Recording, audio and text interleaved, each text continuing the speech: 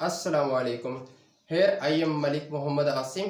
तो स्टूडेंट्स, आज जो है हम चैप्टर नंबर 6 क्लास 10th के बेसिक स्टैटिस्टिक्स से जो है अपनी वीडियो का आगाज़ करेंगे। तो तुम देखने वाले तमाम स्टूडेंट्स से मेरी ये रिक्वेस्ट है कि मेरे चैनल को सब्सक्राइब करें और बेल आइकन पे जो है क्लिक लाजमी करें, ताकि मेरी आने वाली हर नई वीडियो जो है वो आप लोग उससे इंटरटेन हो सके।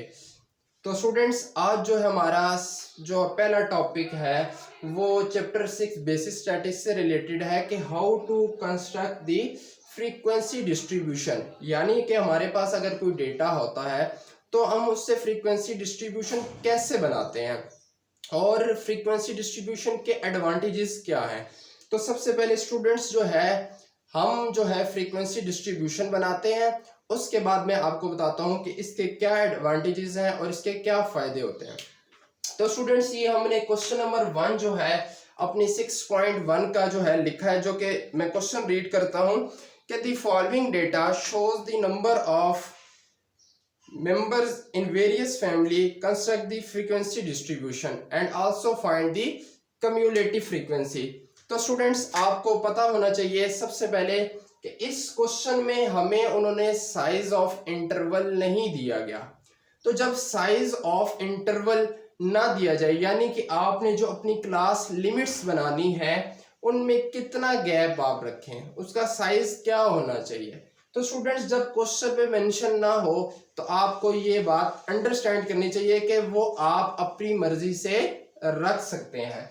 तो स्टूडेंट्स, जब भी कोई डेटा आपके सामने हो तो सबसे पहले उस डेटा में आप सबसे छोटी वैल्यू फाइंड करें। यानी कि आप इस डेटा को देखें, आप इसमें गौर करें कि सबसे छोटी वैल्यू कौन सी है। जबकि मुझे इस डेटा में नजर आ रही है कि सबसे छोटी जो वैल्यू, मिनिमम वैल्यू हमारे पास 2 है। इसके बाद स्टूडेंट्स, आप देखें कि इस डेटा में सबसे बड़ी वैल्यू हमारे पास कौन सी है। तो स्टूडेंट्स, इस डेटा में जो सबसे बड़ी वैल्यू जो मुझे नजर आ रही है वो है 12। तो यानी जो हमारा डेटा है वो 2 से लेके 12 तक है। तो स्टूडेंट्स, आइए हम इसमें जरा फ्रीक्वेंसी डिस्ट्रीब्यूशन बनाते हैं। यानी x मिनिमम जो हमारे पास वैल्यू है वो 2 है और x मैक्सिमम वैल्यू वो हमारे पास 12 है। तो स्टूडेंट्स, इसमें हम अपनी क्लास लिमिट सेट कर लेते हैं।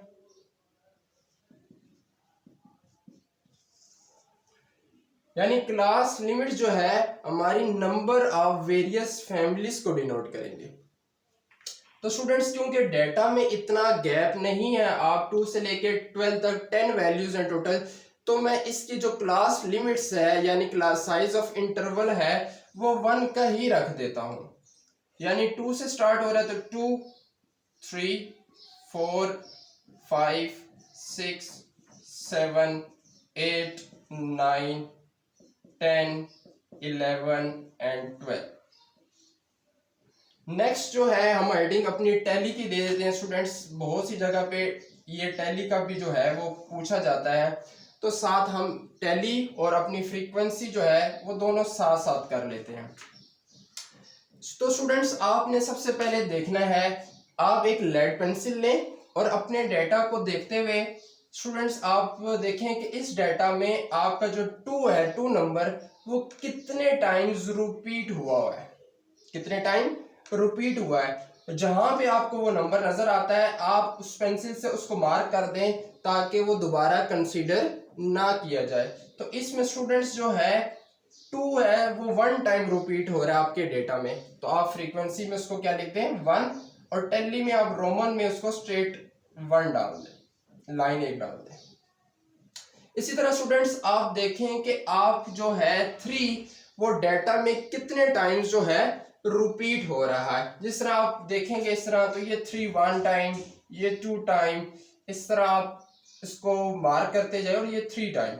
तो आप इसको फ्रीक्वेंसी में लिखेंगे 3 टाइम जो है हमारे डेटा में रिपीट हो रहा है, और टैली में इस तरह आप 3 लाइन स्ट्रेट ड्रॉ कर देंगे।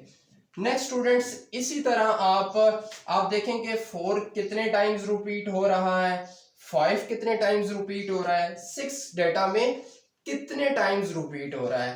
तो स्टूडेंट जितनी दफा वो रिपीट हो रहा है आप उसे फ्रीक्वेंसी में मेंशन करते जाएं। जैसा कि स्टूडेंट्स 4 जो है वो 6 टाइम रिपीट हो रहा है, आप लोग डेटा में चेक कर सकते हैं।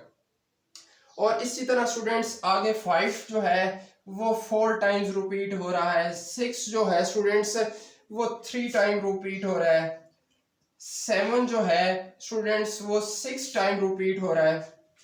इसी तरह तो स्टूडेंट्स आगे जो है 8 जो है वो आपका जो है 5 टाइम रिपीट हो रहा है, और आगे 9 जो है वो 6 टाइम, 10 जो है आपका 2 टाइम्स, एंड 11 जो है वो 3 टाइम, एंड 12 जो है आपका स्टूडेंट्स वो ओनली 1 टाइम रिपीट हो रहा है। तो ये स्टूडेंट्स इसी तरह आपने डाटा को देखना है, वैल्यूज को काउंट करना है अपनी, और फ्रीक्वेंसी में लिखते जाएं। इसी तरह टैली में स्टूडेंट्स 1 2 3 4, और जब 5 हो जाती हैं तो आपने ये इस तरह लाइन ड्रॉ करनी है, और 6 है चूंकि तो एक 1 ड्रा लाइन हम एक्स्ट्रा ड्रॉ करेंगे। 4 है तो 1 2 3 4, 3 टाइम्स है 1 2 3, 6 टाइम है फिर 1 2 3 4 एंड 5 6, 5 टाइम के लिए 1 2 3 4 एंड 5, 6 स्टूडेंट्स के लिए 1 2 3 4 5 एंड 6, 1 2 1 2 3 एंड 1। तो ये स्टूडेंट्स जो है हमारा इस तरह फ्रीक्वेंसी डिस्ट्रीब्यूशन का जो है टेबल हमारे सामने आ जाएगा। और इसमें स्टूडेंट्स हमने एक चीज जो है आपने पेपर्स में आपने टेस्ट में करते हुए बहुत ध्यान में रखनी है कि जो हमारा फ्रीक्वेंसी का सम है, इन सारी इस पूरे कॉलम का जो है सम है वो टोटल नंबर ऑफ वैल्यूज के इक्वल होना चाहिए। क्योंकि स्टूडेंट्स अक्सर ये मिस्टेक्स करते हैं क्योंकि वो टैली करते हुए देखते हुए वैल्यूज को एक कम या ज्यादा कर देते हैं। तो स्टूडेंट्स हमारा जो फ्रीक्वेंसी का सम है वो हमेशा टोटल वैल्यूज के सम के इक्वल होना चाहिए। यानी कि जो हमें डेटा में जो वैल्यूज गिवन दी है वो टोटल 39 वैल्यूज हैं, तो हमारी फ्रीक्वेंसी का सम भी जो है वो 39 होना चाहिए। तो इस बात का ख्याल आप जरूर रखिएगा। नेक्स्ट मैं आपको बताता हूं कि हम कैसे कम्युलेटिव फ्रीक्वेंसी जो है वो यहां से बनाएंगे।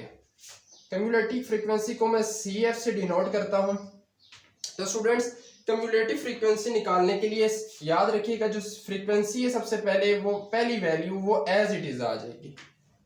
फ्रीक्वेंसी में जो पहला नंबर है वो कम्युलेटिव फ्रीक्वेंसी में स्टूडेंट्स एज इट इज आ जाएगा।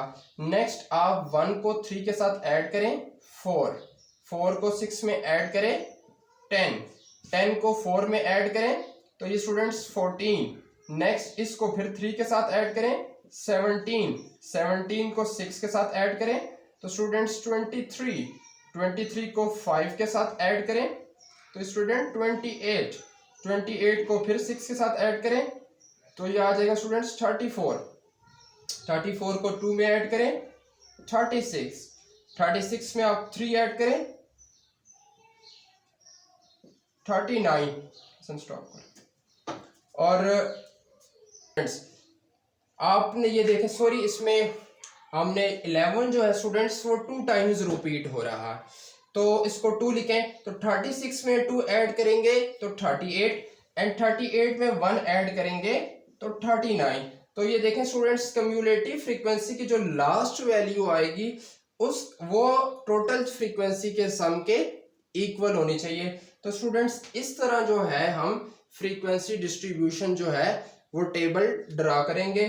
तो स्टूडेंट्स फ्रीक्वेंसी डिस्ट्रीब्यूशन बेसिकली जो है आपको हेल्प आउट करता है एनालाइज करने में डेटा कि आपकी जो फैमिलीज हैं 2 उनकी फ्रीक्वेंसी कितनी है। यानी कि आप किसी टेस्ट लेते हैं स्टूडेंट्स का और उनके मार्क्स हैं, लेट्स सपोज हम ये कह देते हैं कि स्टूडेंट्स 0 से लेके 10 तक, 11 से लेके 20 तक, 21 से लेके 30 तक एंड 31 से लेके 40 तक एंड 41 से लेके 50 तक।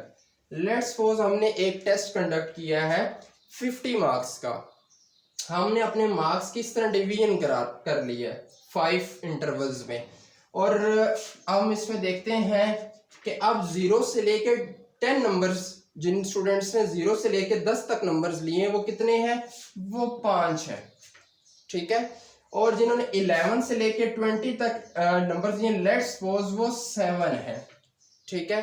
इसी तरह 21 से लेकर 30 तक जो स्टूडेंट्स हैं जिन्होंने नंबर लिए हैं 21 से लेकर 30 तक, वो 9 है। और 31 से लेके 40 तक स्टूडेंट्स जो जिन्होंने नंबर लिए हैं वो 4 हैं। और 41 से लेके 50 तक जिन स्टूडेंट्स ने नंबर लिए हैं वो 3 हैं।